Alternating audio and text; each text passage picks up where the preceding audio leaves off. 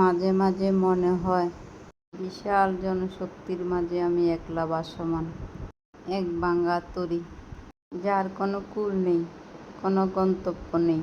ছোটবেলা থেকে দেখে এসেছি মানুষ মানুষের জন্য বাঁচে, মানুষের কাঁধে হাত রেখে গন্তব্য পৌঁছায়, একসাথে চলে।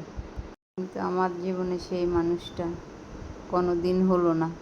আমি বারবার চেয়েছিলাম আমার জীবনে এমন কেউ আসুক যে আমার চোখের কোণে জমা থাকা জলগুলো মুছে দিবে।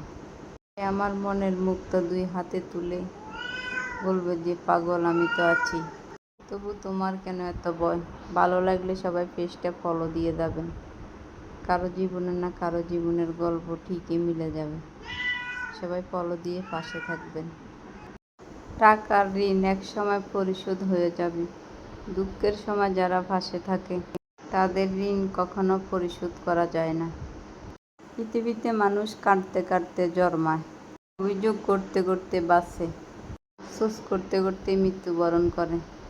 এটাই বাস্তবতা। মানুষ দেখলে আমাকে এখন বলে কেন শরীরের যত্ন নিতে আসি না।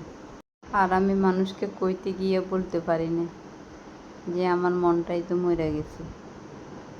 সবাই ভালো থাকবেন, পেজটা সবাই ফলো দিবেন। আর আজকে একটু বিরিয়ানি পাকাইতেছি, সবাই ভিডিওটা দেখে দেবেন। একসাথে মুরগের হলুদ মরিচ তেল দিয়ে একমাত্র এটাতে দিয়ে বসাই দিছি। এখন এগুলো হয়ে গেছে, কয়েতে একটু লাগিয়ে গেছে একসাথে বইয়ের কারণে। আমি তো মশলা দিয়ে কষাই আমার, কিন্তু বিরিয়ানি পাকাইছি মাকে দান করছি। দানের ফাঁকে শরীর খুব খারাপ লাগে, মানে এটা করে আবার শুয়ে গেছি। বিরিয়ানি হওয়ার পর আর ভিডিওটা লইছি না, মানে শরীরটা বেশি খারাপ লাগবে, এই কারণে আর কিছু করছি না। ওটার ভিতরে আদা রুন হিয়েজ মশলা সব ডালে দিছি। মিনিয়ে বইবে খালি ম্যা করতেছে। ওই আর একটা স্যারের উপরে হুতি দিয়েছি, একা ফাঁকা দিয়ে কি সুন্দর সারি রান্না করে দেখাই দিতাম। মিনি সব কিছু দিয়ে হলুদ মরিচ দিয়ে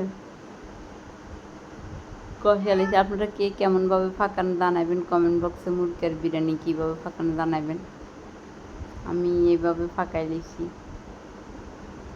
মশলা দিয়ে মশলার মধ্যে হালকা দিয়ে কষাই, এরপরে জল দিয়ে দিন। সবাই ভালো থাকেন, আল্লাহ হাফেজ।